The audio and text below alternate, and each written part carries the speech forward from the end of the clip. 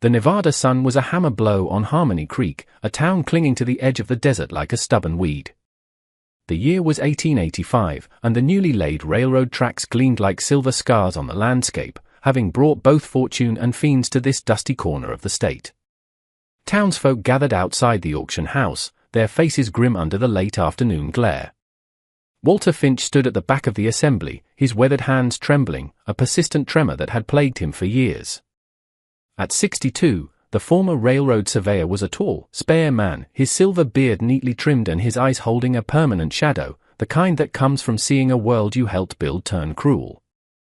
He watched, his face a mask of stone, as the sweaty auctioneer, a man named Hobbs, held up his final ink drawing. "Next lot, ladies and gentlemen," Hobbs announced, his voice slick with unease. "A piece by our local talent." He stumbled on the word talent, drawing a few contemptuous snorts from the men at the front. Depicting, well, a scene at the river pass with two figures. The drawing, done on fine rice paper, was small but exquisitely detailed. Walter's precise, steady strokes had captured the stark grandeur of the Nevada sunset, its vibrant colors bleeding into the ink. Two figures stood hand in hand against the fading light, a young white woman, her features delicate, and a Chinese man, his traditional tunic rendered with quiet dignity. "Shall we start the bidding at $1? Hobbs asked, his voice cracking as Barrett Thorne shouldered his way to the front. Thorne was a man who consumed space, broad and immaculately dressed in an expensive black suit that defied the oppressive heat. At 55, the wealthiest rancher in 3 counties, he wore his power like a suffocating perfume. A gold watch chain was a smug slash across his vest. "I'll give you 50 cents, Thorne drawled, his voice a low rumble of arrogance. The crowd chuckled nervously. "For that piece of trash." Walter's hands tightened into fists, the knuckles white, but he remained silent, a statue of contained grief. 50 cents from Mr. Thorne, Hobbs declared, mopping his brow. "Do I hear a higher bid?" The crowd shuffled. Eyes flickered toward Walter, then darted away. No one dared challenge Barrett Thorne. 50 cents, going once, going twice. "Sold." To Mr. Thorne. Walter watched as Thorne took the drawing. The rancher held it up, a cruel smile twisting his lips. "Behold, friends," Thorne boomed, his voice carrying across the dusty street. "The great Walter Finch's masterpiece. A white woman and her coolie lover. Is this the civilization you surveyed for, Finch? Is this what my men sweat and bleed for?" Without waiting for an answer, Thorne pulled a match from his vest, struck it against the heel of his boot, and touched the flame to the corner of the delicate paper. It caught instantly, the hungry fire devouring Walter's work. The crowd gasped as Thorne let the burning drawing fall to the dirt. He then brought his polished boot down, grinding the ashes into the ground with a deliberate, vicious kick. "Some things," Thorne said, his voice cold, "don't deserve to exist." Something inside Walter, something deeper than sorrow, finally broke. It wasn't his heart, which had been pulverized 3 years ago when he found Leanne's body in the canyon, but something more primal. He moved forward, pushing through the stunned crowd, his eyes locked on the smoldering remains. "That was the last image of my daughter," he said, his voice shockingly steady. "And her husband." Thorne's smile didn't waver. "Your daughter chose to lie with filth. And filth doesn't have husbands." A hush fell over the crowd. Even in Harmony Creek, where Thorne's word was law, this felt different. Walter Finch, though pitted, was still a respected man. "You speak of filth," Walter said, his voice quiet but carrying a new, dangerous edge. "Yet I see only one pig here." Thorne moved with a predator's speed. His hand shot out, grabbing Walter by the collar of his worn shirt, yanking him close. "You've forgotten your place, old man." As Thorne's sleeve pulled back, Walter saw it, a distinctive scar on his forearm. 3 parallel lines, like claw marks but too clean, too deliberate. Walter had seen that scar before, in Wei Chen's fevered description of the man who had attacked him and Leanne months before they were found. "I know exactly what my place is," Walter replied, his eyes fixed on the scar. "And I know what you did." Surprise flickered in Thorne's eyes before his mask of contempt snapped back into place. He shoved Walter backward, sending the older man stumbling into the dirt. "Clean yourself up, Finch," Thorne spat. "Your days of drawing lines are long over." Sheriff Brody stepped forward, a man caught perpetually between his duty and his paycheck from Thorne.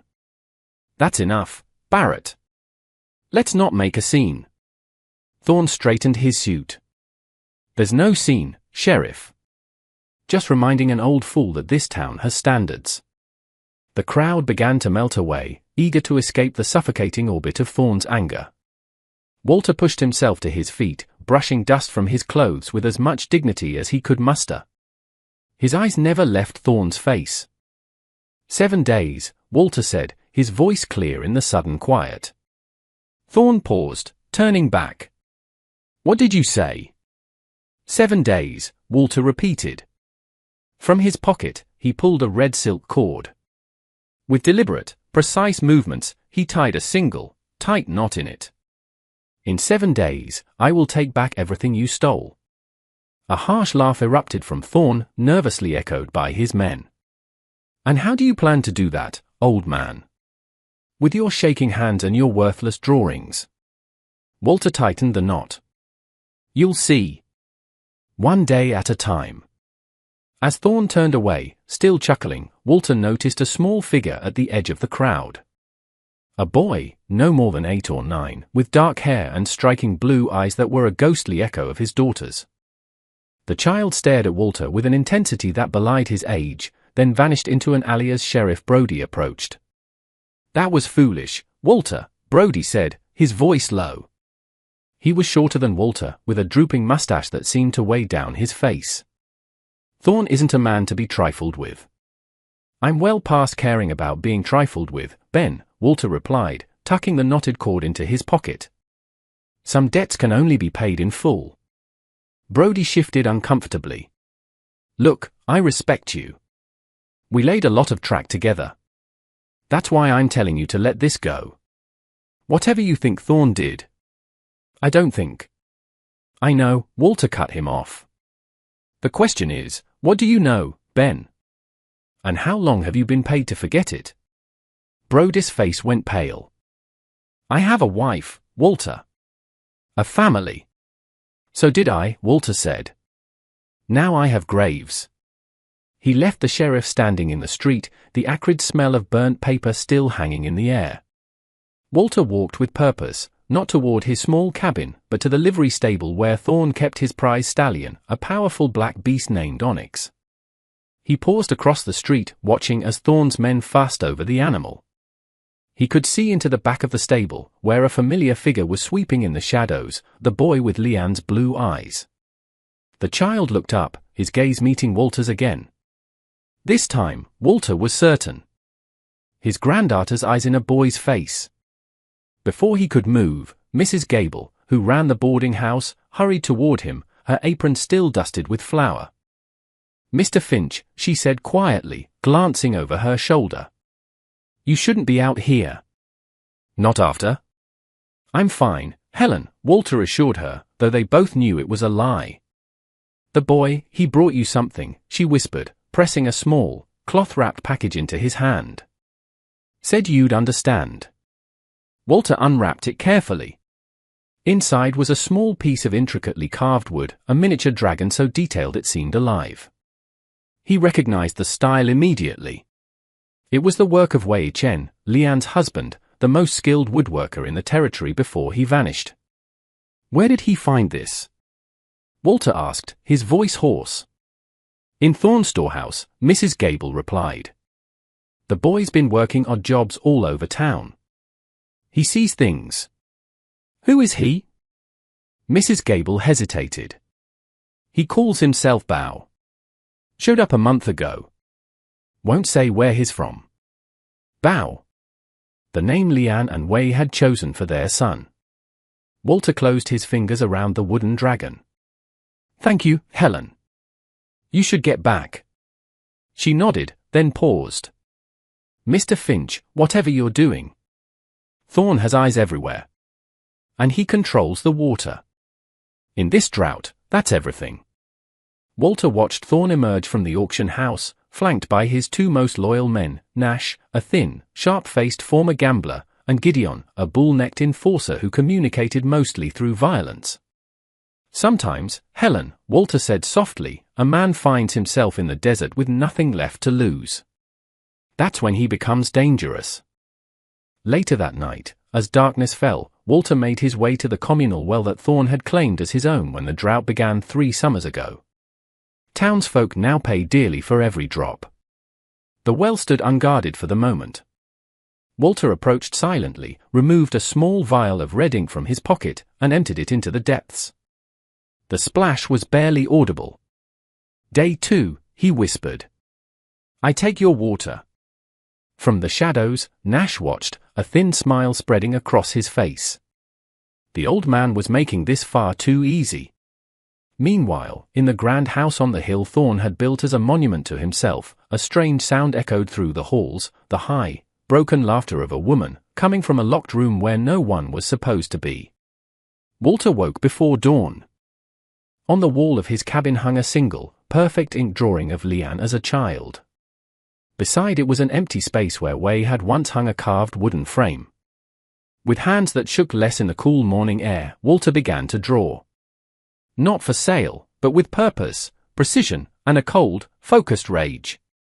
As the sun rose, he completed a small drawing on paper, Thorn's prize stallion, Onyx, running wild and free. At the bottom, he wrote, "Day 1.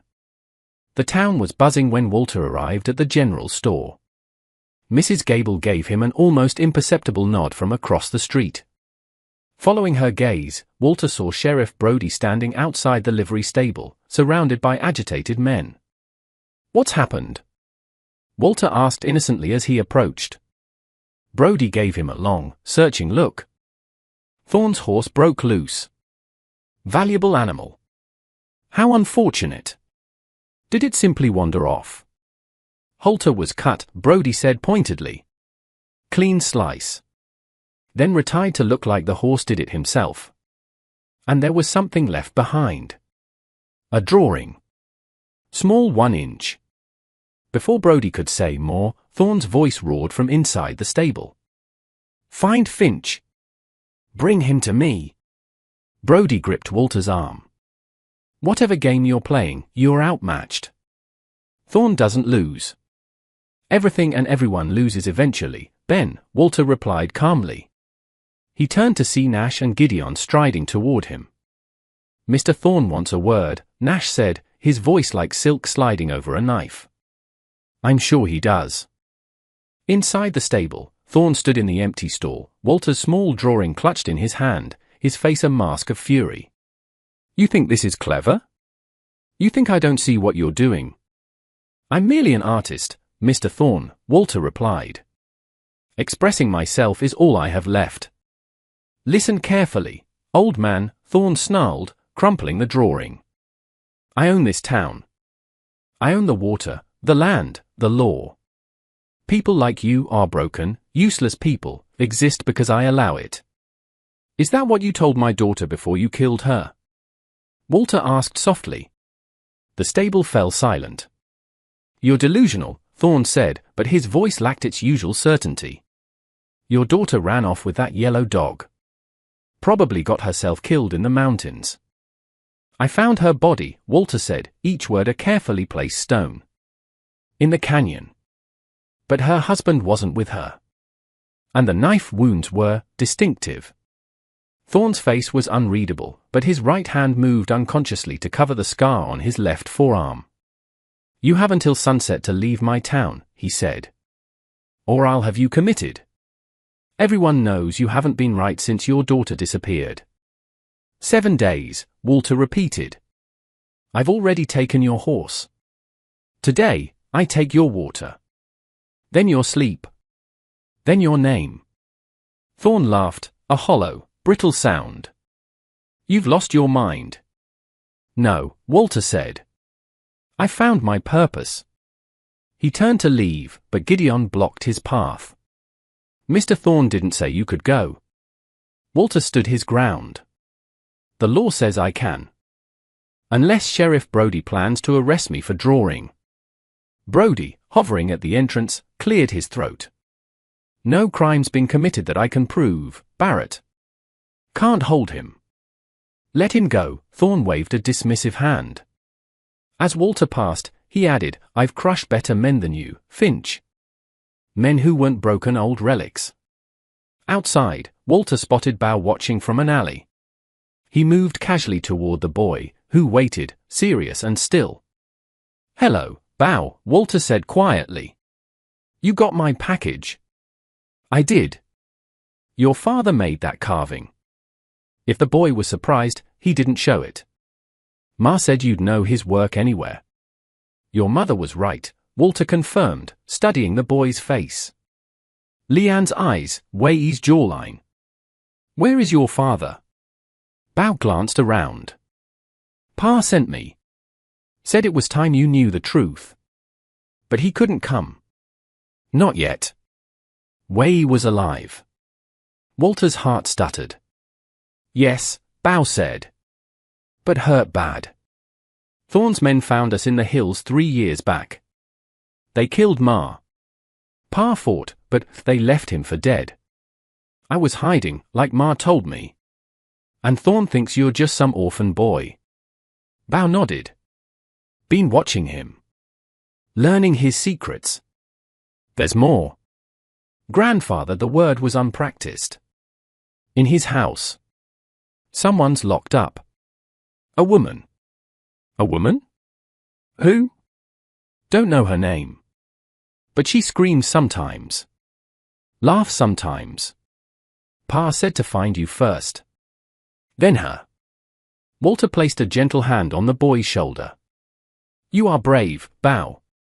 Your mother would be proud. Pa said you'd help us get justice, Bao said, his young face solemn. Said you were the most honorable man he ever knew. The words were a blow. When Lian first brought Wei home, a Chinese carpenter with quiet hands and a gentle spirit, Walter had been cold, trapped in the prejudices of his time.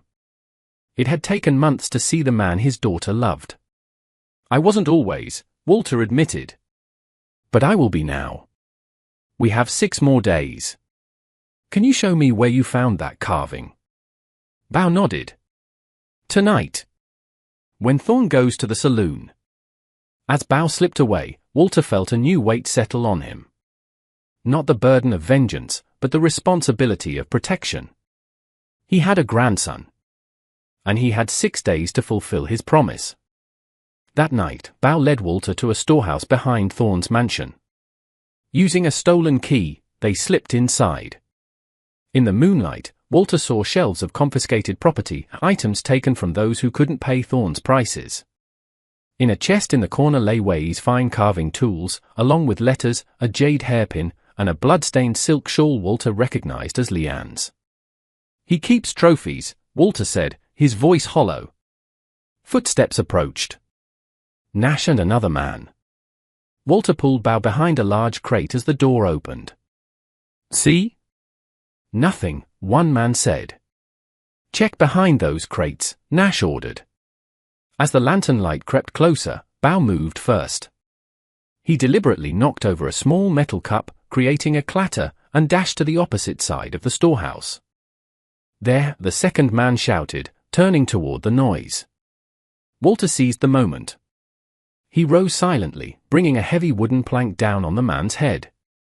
Nash spun, reaching for his gun, but Walter was on him, his old surveyor's strength surprising him. A sharp blow to the man's throat silenced his cry, and a second to his temple sent him crumpling to the floor. Bao, Walter called softly. The boy emerged, eyes wide. We need to leave. Now. They slipped out into the night. Behind them, the grand house stood silhouetted against the stars, a single upper window illuminated. A pale face appeared briefly at the glass. A woman. That's her, Bao whispered. The one who laughs and screams. Walter stared, a terrible suspicion forming. Tomorrow, he said, his gaze shifting to the town well. We take his water. Then we make him talk later. As the town slept, Walter approached the well again. This time, he carried a small, folded piece of silk. On it was a watercolor sketch of Leanne's face, rendered in paints that would dissolve. "Day 2, he whispered, dropping it into the dark water. "I take your water." By morning, word spread like wildfire. Thorn's horse was gone, 2 of his men were attacked, and now, the well was haunted. Mrs. Gable arrived at Walter's door, brimming with news. "It's working." Abigail Green swears she saw a face in the water. "They're saying it's Leanne's ghost come back for justice." Her expression darkened. Thorn is furious. He's doubled the guards, but people are scared to draw water. Some say it's poison. She paused.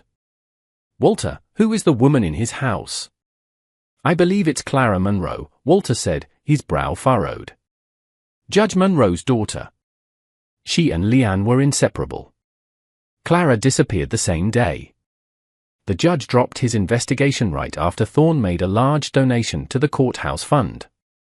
The door burst open. Bao stood there, panting. "Grandfather! They're coming for you." Gideon and 6 men. "Helen, take Bao to O'Connell's smithy," Walter ordered, grabbing his coat. "Tell him it's time." "What about you?" "I'll lead them away." Walter stepped onto his porch just as Gideon and his men rounded the bend. "Walter Finch," Gideon called. "Mr. Thorn wants a word about his storehouse." "I'm an artist, Gideon, not a thief." "Nash says different. Says you nearly killed him." "Nash has an active imagination," Walter said calmly. "Much like the townsfolk who see faces in the well." Gideon's face hardened. "You're coming with us, old man. One way or another." As the men spread out to surround him, Walter feigned surrender, raising his hands. When they were close, he threw a handful of powdered red artist's pigment into Gideon's face. The big man bellowed in pain, momentarily blinded. Walter used the chaos to dart into the dense thicket of mesquite behind his cabin, a game trail only he knew. Gunshots splintered the wood around him, but he was gone, melting into the landscape he knew better than any man alive. By midday, Harmony Creek was a town on edge. Thorn himself arrived at the well, pushing through the nervous crowd. "This is absurd," he snapped. "It's water, nothing more." He drew a ladleful, but as the light caught it, several people gasped. A trick of the light, surely, but the water seemed to have a faint reddish tinge. Thorn hesitated, then threw the water to the ground in disgust. "This is Finch doing. Some kind of paint. Or maybe it's justice coming for you, Barrett Thorn," an old woman called out. Murmurs of agreement rippled through the crowd. Thorn's control was slipping. In the cool shadows of O'Connell's smithy, the blacksmith examined the wooden dragon. "Your pa had a gift," O'Connell said to Bao. Mrs. Gable handed O'Connell a worn leather journal. "Walter came to me 3 years ago," the blacksmith explained. "Right after Leanne was found. He was half mad with grief, but clear-eyed about one thing: Thorn was responsible. He asked me to keep this safe." A noise outside made them freeze. O'Connell peered through a crack in the wall. "Nash," he whispered. "He's watching the shop. He knows Walter has allies." Walter reached the ruins of an old railroad camp as the sun began to set. He settled in, checking the old revolver he'd kept for years. A figure emerged from the twilight, Sheriff Brody, his hands raised. "I'm alone," Brody said. "I came to talk. About Leanne. About what really happened. 3 years too late, Ben." "I know," Brody admitted, his shoulders slumping. "I've been a coward. I was there, Walter. After Thorn called me to the canyon. I found Leanne dead. Wei was unconscious. Clara Monroe was there, hysterical, trying to help him." "And what did you do?" Walter asked, his voice dangerously quiet. "What I was told," Brody replied, shame in every word. "Thorn said Wei attacked Leanne in a jealous rage. He ordered me to arrest him. But Wei woke up, attacked Thorn, cut him on the arm before they subdued him again. That's when Thorn said he'd handle Wei, and Clara." Privately he finally looked up, his eyes haunted. It wasn't Wei, was it? It was Thorn. Lian had discovered something, papers proving Thorn was forging land deeds, stealing from the Chinese railroad workers. The sound of footsteps announced Mrs. Gable and Bao. "Thank God you're safe," she said. She produced a Connell's journal. The blacksmith said this was important. It was evidence, names, dates, details of Thorn's crimes. With this and Clara's testimony, we could bring him to justice legally, Walter said. Thorn owns the law here, Brody reminded him. Not all of it, Walter countered. Marshal Davenport in Carson City has no love for Thorn. If we can get Clara and this evidence to him. He'd never let you leave town, Brody warned. Then we bring Davenport here, Walter decided. But first, we get to Clara. As night fell, they formulated a plan. They needed a distraction, something big enough to draw every eye away from the house. Mrs. Gable's eyes lit up. The well. Walter nodded slowly. Day 3. I take his sleep. None of them noticed Nash slipping away from the shadows, a triumphant smile on his lips. Thorn paced his study, a glass of whiskey in his hand. Nash entered. Found him, sir. At the old railroad camp. With the boy, Mrs. Gable, and Sheriff Brody. Thorn went still. Brody. Yes, sir. And the boy, they're calling him Bao. Says his Finch's grandson. Lian and Wei Chen's son. The crystal glass shattered in Thorn's hand. They also mentioned the woman upstairs. Said they need to free Clara. Prepare the men, Thorn ordered, his voice deadly calm. Tomorrow night, we end this. Permanently. Dawn broke with an ominous crimson glow. Walter completed his third drawing, Thorn's mansion, every window lit, shadows of sleepless figures pacing within. Day 3, I take your sleep. Brody arrived, his face grim. Thorn knows everything. Nash saw us. Good, Walter said, surprising the sheriff. When a man like Thorn feels cornered, he makes mistakes. Bao insisted on going into town. They'll be looking for you and Sheriff Brody, not me. I can get to Clara. Walter knew the boy was right. He pressed a small, carved wooden eagle into Bao's hand. Show this to Clara. She'll know it came from Wei. Bao moved through town with practiced invisibility.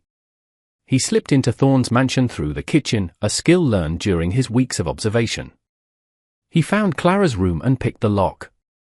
Clara Munro sat by the window, a woman whose beauty had been transfigured by suffering. Who are you? She asked, her voice steady. Bao Chen. Lian's son. Her composure cracked. Lian's, not possible. I was born after, Bao explained, holding out the eagle. Grandfather sent this. We're getting you out tonight. A bitter smile touched her lips. I've tried to escape 17 times. It's different now. Sheriff Brody is with us. And PA's alive. The news struck Clara like a physical blow. Tears welled in her eyes. James is alive. Yes. And we know Thorn killed Ma. Listen carefully, Clara said urgently. There's more. Thorn isn't just stealing land. He's selling water rights to the mining companies upriver. They're diverting the Harmony River. That's why the drought has been so severe. Footsteps approached. Go. Clara whispered. The servant stares. Tonight, when the church bell strikes 9. Be ready. As dusk fell, Harmony Creek held its breath. Nash and Gideon patrolled the streets, their hands on their guns. In the saloon, Nash watched the street, an uneasy feeling growing. Something glinted from the roof of the general store. A mirror. A signal. He recognized the boy just as he disappeared. The general store. Nash yelled to the guards at the well. As they ran, a low rumble vibrated through the street. The ground beneath the well heaved, and then, with a deafening roar, water erupted in a massive geyser. O'Connell's dynamite had breached an underground channel, releasing the pent-up pressure from the diverted river. In the ensuing chaos, Walter, Brodie, and O'Connell moved toward the mansion. Thorne watched from his study window as water flooded the town square.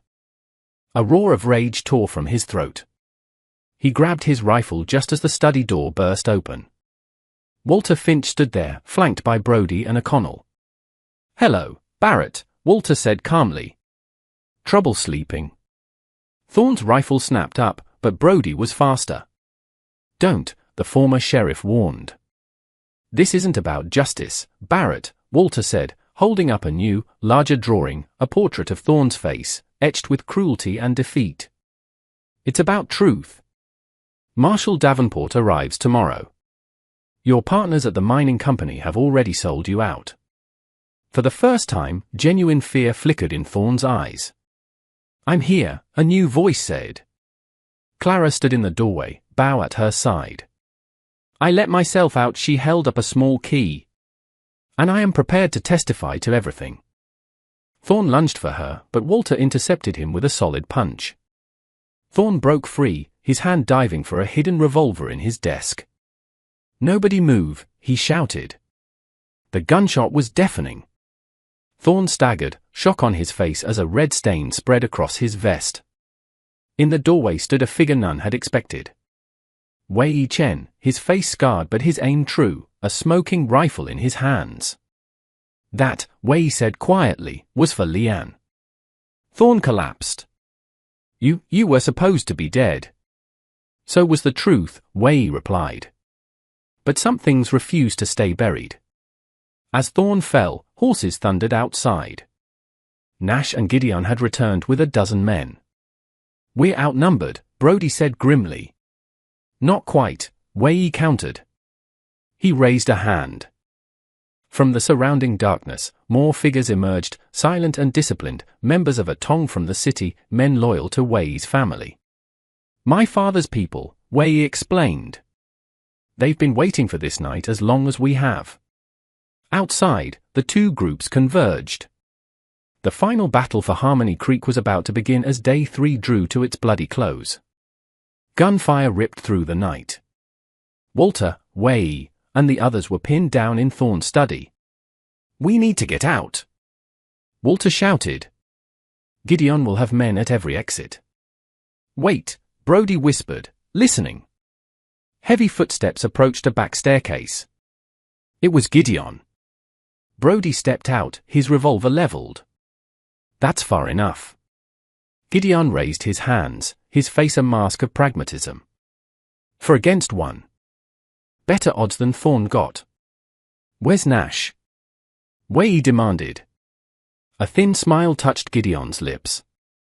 "Headed to town with 6 men. Said it was time to tie up loose ends at the boarding house. Make an example." Walter's blood ran cold. He looked at the hulking enforcer. "You don't seem upset about your employer's death." Gideon shrugged. "Thorne paid well, but loyalty ends with the paycheck. Nash, though, he's a mad dog. Thorne kept him on a leash. Now the leash is gone. If you want to walk away from this," Wei said, his eyes boring into Gideon's, "you'll help us stop him." Gideon considered. "What's in it for me?" "Your life," Wei replied simply. "There's a faster way to town," Gideon decided. Through the old mineshaft behind the stables. As they raced through the subterranean tunnels, Walter felt time pressing down. Day 4 was dawning, the day he had promised to take Thorne's name. Now it was a race to save the town itself. Bow, Mrs. Gable, and Clara hid in the shadows at the edge of town. They saw Nash and his men ride past, headed for the boarding house. "We can't get through," Mrs. Gable whispered. "My father's house," Clara said, her voice gaining strength. "It's closer. And I know where he kept a shotgun." They navigated the back alleys, guided by Bow's intimate knowledge of the town's hidden pathways. Inside the dusty, sheet-draped house, Clara opened a wall safe. Inside was not only the shotgun but a packet of documents sealed with wax. "Evidence," Clara whispered. "My father was building a case against Thorne. He left town because Thorne threatened to kill me if he didn't. They're coming, Mrs. Gable warned from the window. Nash and 2 others headed right for us. Clara raised the shotgun, her resolve hardening. I'm done hiding. Helen, you take Bow and these documents. Get to the church. Thomas will look for you there. As the front door splintered under Nash's boot, Clara braced herself in the study. Come then, she murmured. Let's finish this. A shotgun blast echoed through the night as Walter and his group emerged from the mineshaft. Judge Monroe's house, O'Connell said. They ran, arriving to see Nash dragging a struggling Clara from the house, using her as a shield. The street erupted in gunfire. Walter slipped away, circling to the back of the house. He found the kitchen door ajar and entered cautiously. From the cellar, Bow and Mrs. Gable emerged. Grandfather! Bow whispered, rushing into his arms. Mrs. Gable handed Walter the packet. Eliza said these prove everything. A crash from outside intensified the gunfight. Bow, show Helen the way to the church, Walter ordered. I'm staying with you, the boy insisted. Pa needs me. I know this house. There's a hidden panel from the study to the parlor. Thomas followed his grandson. Through a gap behind a bookcase, he saw Nash holding Clara, his gun to her head. A floorboard creaked under Walter's weight. Nash spun. In that instant, Clara drove her elbow into his ribs, wrenching herself partially free. Walter fired, his bullet grazing Nash's shoulder. The man staggered, returning fire wildly. One bullet struck Walter in the arm, spinning him against the wall. Bow burst from the passage, throwing himself at Nash, disrupting his aim. Nash snarled, striking the boy savagely. As he turned his revolver on the fallen child, the parlor window shattered. Wei crashed through, tackling Nash. They grappled for the gun. Just as Nash gained the upper hand, another figure appeared in the broken window. Gideon, his own weapon aimed with steady precision. That's enough, Nash. You're with them? Nash spat in disbelief. I told you, Gideon said. Women and children. That's my line. Nash made his choice, swinging his gun toward Gideon. 2 shots rang out almost as one. Nash collapsed, a fatal wound in his chest. His last, spasmodic shot hit a ceiling beam.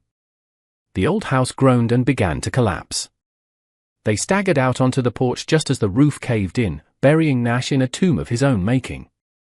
In the sudden quiet, the town began to emerge from the darkness. Lights appeared in windows.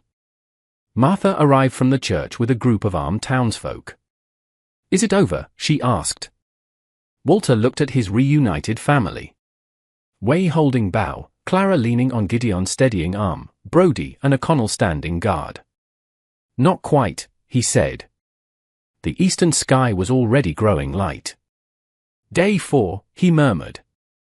I take his name. The church bell began to toll, a declaration that the time for secrets and shadows was over. Dawn washed over Harmony Creek, revealing a town battered but not broken. Walter sat on the church steps while Mrs. Gable bandaged his arm. In the square, the townspeople gathered, listening as Wei and Clara explained the night's events. A column of riders approached from the east, federal marshals, led by a distinguished man who introduced himself as Marshal Davenport. Captain Finch, he said, shaking Walter's hand. Your telegram suggested urgency. It seems we arrived just in time for the cleanup.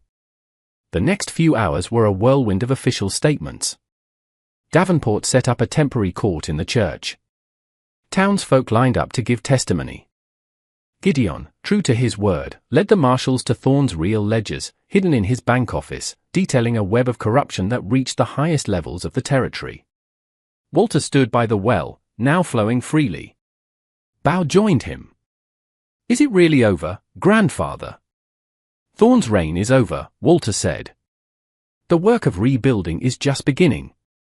Marshal Davenport emerged onto the church steps. Citizens of Harmony Creek, he announced. By federal order, all lands illegally acquired by Barrett Thorne are returned to their rightful owners. The illegal diversion of the Harmony River is to cease immediately.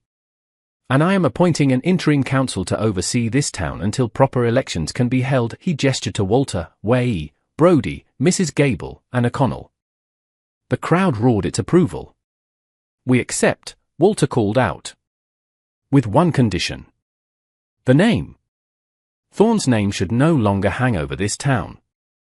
A reasonable request, Davenport said. Have you a proposal? Walter looked at his family, at the hopeful faces around him. He thought of the water, the truth, the new beginning. Justice Springs, he suggested. A cheer went up. Justice Springs it is, the marshal declared. Later, Walter returned to his cabin. From his pocket, he withdrew the red silk cord. One by one, he untied the 4 knots, Thorne's horse, his water, his sleep, his name. As the last knot came loose, Gideon appeared in the doorway. The marshals cleared me to leave, he said. Where will you go? Walter asked. Gideon shrugged. Somewhere people don't know the name Thorne. Or Gideon, he looked at the small paintings on Walter's table. Strange thing. Worked for Thorne 7 years. Never knew he could be beaten until you came along with your drawings and your knots. It wasn't the drawings, Walter replied. It was the truth. Truth has a power all its own. That evening, the whole town gathered at the boarding house. It was a celebration of survival and rebirth. Judge Monroe had arrived with the marshals, and a tearful reunion with Clara brought a sense of closure to one of the town's deepest wounds. Walter found himself on the porch, looking out at the town that was already beginning to heal. The sign bearing Thorne's name was gone. Lights burned brightly where fear had once ruled. Bow joined him. What are you thinking about? The boy asked. About time, Walter smiled. 3 years ago, I thought my life was over. Now, I find myself with a future I never imagined. Pa says sometimes the best pictures come from the canvases you thought were ruined, Bow said with a child's simple wisdom. He hesitated. He also says we should rebuild our house where it used to be. He wants to know if you'd like to build your studio there, too. So we could all be together. A profound warmth spread through Walter, knitting together the last broken pieces of his heart. I would like that very much, Bow. From inside, a fiddle struck up a hopeful tune. Couples began to dance. What happens tomorrow, grandfather? Walter put an arm around his grandson's shoulders. Tomorrow, he said, as a shooting star blazed across the sky, we begin day 5. Not for vengeance, but for rebuilding. He looked through the doorway at Way and Clara, sharing a tentative dance, at Mrs. Gable and O'Connell, raising a glass with Marshal Davenport, at a community finding its feet. The story was just beginning.